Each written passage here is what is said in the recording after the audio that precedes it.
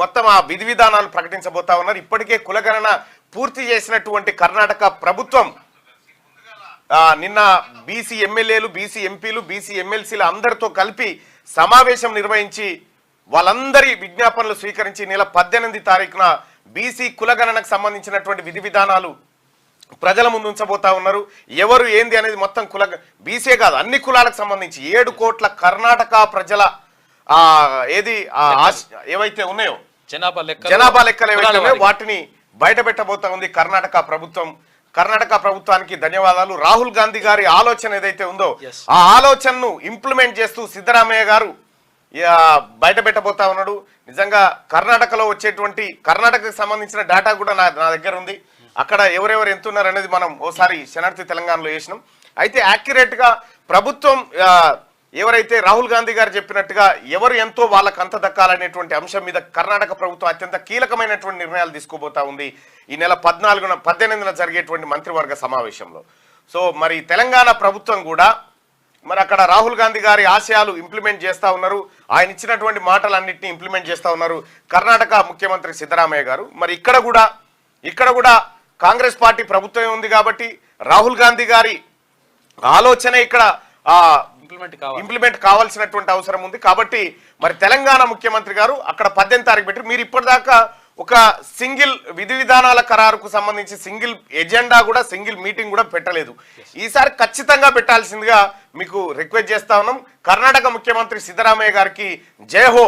ఎందుకంటే ఒక సాధారణ కుర్మ బిడ్డ అక్కడ ముఖ్యమంత్రిగా ఉండడంతో అక్కడ మొత్తం కులగణన చేసిరు. కులగణన సంబంధించినటువంటి విధానాలన్నింటినీ ప్రకటించబోతా ఉన్నారు.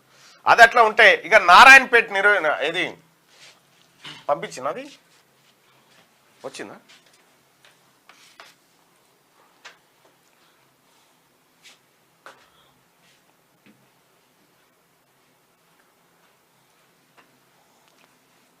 నాగర్ కర్నూలు చలో ఓపెన్ చేయి. నాగర్ కర్నూలు నియోజకవర్గానికి సంబంధించినటువంటి అసెంబ్లీ ఆ తర్వాత జెడ్పీటీసీ వ్యవహారంలో ఏం సామాజిక సమీకరణలు జరిగినాయి ఏందనేది చూద్దాం. History and details analysis of Nagar Kurnool assembly constituency, details of assembly election, number of voters male వచ్చేసి 1,06,055 మంది, ఫీమేల్ వచ్చేసి 1,05,230 మంది, ట్రాన్స్జెండర్స్ వచ్చేసి 3 ఉన్నారు. టోటల్ 2,11,288 మంది నాగర్ కర్నూలులో అసెంబ్లీ నియోజకవర్గంలో ఉన్నటువంటి ఓటర్లు. అసెంబ్లీ ఎలక్షన్స్ 17 సార్లు అక్కడ జరిగినాయి.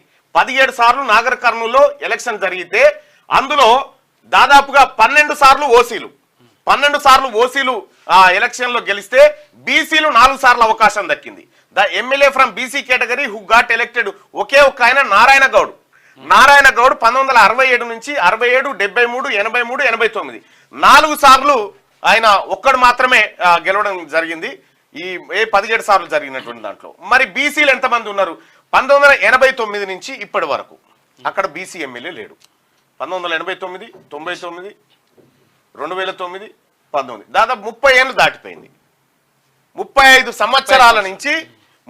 సంవత్సరాల నుంచి నాగర్ కర్నూలులో బీసీ ఎమ్మెల్యే లేడు. సో ఏం జరిగింది? As per the demography of Nagar Kurnool constituency number of BC voters are approximately ఎంతమంది ఉన్నారంటే 53.3% మంది బీసీ ఓటర్లు ఉన్నారు నాగర్ కర్నూలులో. 53.3. అందులో మొత్తం 2,11,288 అయితే దాంట్లో 1,12,588 1,12,588 బీసీలు ఉన్నారు.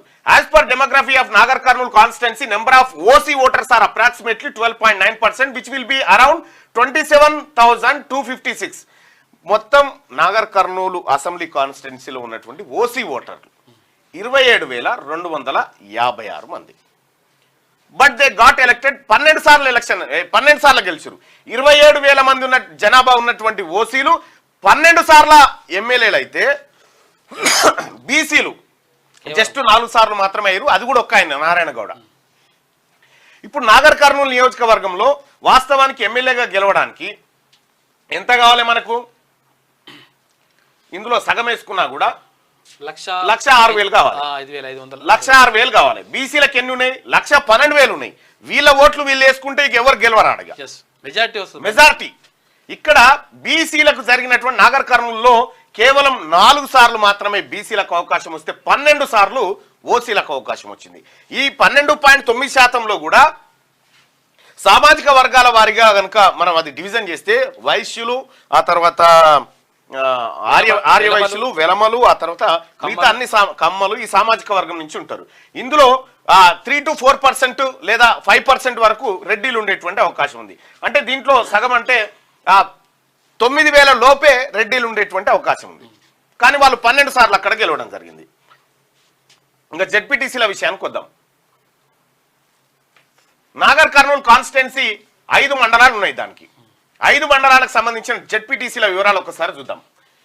నాగర్ కర్నూలు అది బీసీ రిజర్వ్డ్ అయింది కాబట్టి అది బీసీ యాదవ్కి వచ్చేసింది. ఇక బిజినేపల్లి అన్రిజర్వ్డ్ రెడ్డికి పోయింది. తాండూరు అన్రిజర్వ్డ్ రెడ్డికి పోయింది. ఇక్కడ తెల్కపల్లి ఎస్సీకి అయింది. తిమ్మాదిపేట అన్రిజర్వ్డ్ రెడ్డికి అయింది. ఇక్కడ అన్రిజర్వ్డ్ అంటే 50% అన్రిజర్వ్డ్ కోటా. ఆ అన్రిజర్వ్డ్ కోటాలో వీళ్ళు కేవలం రెడ్డిలు మాత్రమే 3 జెడ్పీటీసీలుగా ఇక్కడ వచ్చారు. 5 మండలాల్లో 3 జెడ్పీటీసీలు రెడ్డిలే. వాళ్ళ జనాభా ఎంత అంటే 9,000. బీసీల జనాభా ఎంత అంటే 1,12,000. సో ఇక్కడ ఓపెన్ లో ఉన్నటువంటి కాడ కూడా బీసీలకు అవకాశం ఇవ్వలే. ఓపెన్ లో ఉన్నటువంటి కాడ కూడా బీసీలకు అవకాశం రాలే. Out of 5 mandals OCs got elected three times. Will BCs got elected just 1 in spite of having a majority in population. ఒకవేళ మనం పాపులేషన్ ప్రాతిపదికన చూస్తే ఒక్కరు కూడా రిజర్వ్డ్ స్థానాలు తప్ప ఒక్కరు కూడా అక్కడ రెడ్డిలు జెడ్పీటీసీగా ఉండేటువంటి అవకాశమే లేదు. కానీ ఇక్కడ నాగర్ కర్నూలు కాన్స్టిట్యున్సీలో జరిగినటువంటిది ఇగో ఇది ముఖ చిత్రం. 17 సార్లు ఎన్నికలు జరిగితే 17 సార్లలో 12 సార్లు ఓసీలే ఎమ్మెల్యేలు. ఓట్లు వాళ్ళే కావు, మళ్ళీ వాళ్ళకి ఓట్లు కూడా లేవు. గెలిచే నోట్లు కాదు కదా, కనీసం ఏది నాగర్ కర్నూలు మున్సిపాలిటీకి చైర్మన్ అయ్యేటువంటి ఓట్లు కూడా లేవు. సో ఓట్లు లేనటువంటి వాళ్ళు 12 సార్లు ఎమ్మెల్యేలు అయ్యారు. ఓట్లు ఉన్నటువంటి బీసీలు కేవలం ఒక్కడు నారాయణ గౌడ్ 4 సార్లు గెలవడం జరిగింది. పోనీ అన్రిజర్వ్డ్ స్థానాల్లో బీసీలకు ఏం దక్కిందంటే ఏమీ లేదు. బీసీలకు అన్రిజర్వ్డ్ స్థానాల్లో గుండు 0. ఇది నాగర్ కర్నూలులో జరిగినటువంటి మాయా మచ్చింద్ర కార్యక్రమం. ఇది బీసీలకు జరిగినటువంటి అన్యాయం. సో ఇట్లా మరి నాగర్ కర్నూలు జిల్లాలో ఈయన ఈ 3 రెడ్డి జెడ్పీటీసీలు వీళ్ళు గెలిచింది ఎవరి ఓట్లతోని? బీసీల ఓట్లతోటి. ఇక్కడ నాగర్ కర్నూలులో 12 సార్లు ఎమ్మెల్యేగా గెలిచినటువంటి ఓసీలు ఎవరి ఓట్లతో గెలిచిరు? బీసీల ఓట్లతోటే. వాళ్ళ ఓట్లు వాళ్ళు వేసుకుంటూ ఓడిపోతారు. వాళ్ళ ఓట్లు వాళ్ళే వేసుకుంటే ఓడిపోతారు. డిపాజిట్ కూడా రాదు. వాళ్ళ డిపాజిట్ వచ్చే ఓట్లు కూడా లేవు. సో ఇగో ఇది సోషల్ ఇంజనీరింగ్ జరగాలి. ఇక్కడ అన్యాయానికి గురవుతున్నటువంటి వర్గాలకు అధికారం దక్కాలనేది రాహుల్ గాంధీ గారు. సో ఆ ఆలోచనని ఇంప్లిమెంట్ చేస్తూ కర్ణాటక ముఖ్యమంత్రి సిద్ధరామయ్య గారు 18 తారీఖు రోజున, ఈ నెల 18 తారీఖు రోజున క్యాబినెట్ సమావేశం పెట్టి ఆ క్యాబినెట్ సమావేశంలో కులగణన విధి విధానాలన్నీ ప్రజల్లోకి తీసుకురాబోతా ఉన్నాడు. కులగణన ఆల్రెడీ చేసి రెడీగా పెట్టి బీహార్ కూడా చేసింది, కర్ణాటక చేసింది, తెలంగాణ రాష్ట్రం చేస్తా అని చెప్తుంది. కానీ ఇంకా ముఖ్యమంత్రి గారు మరి దాని మీద అయితే ఏం సప్పుడే లేదు. ఆ ఫైల్ ముఖ్యమంత్రి గారి టేబుల్ మీద ఉంది. మరి ఆయన సంతకం పెడితే అది పోవాలి. రైట్, ఇది నాగర్ కర్నూలు నియోజకవర్గానికి సంబంధించినటువంటి బ్రీఫింగ్. ఇక మార్నింగ్ న్యూస్ లో వెలుగు దినపత్రిక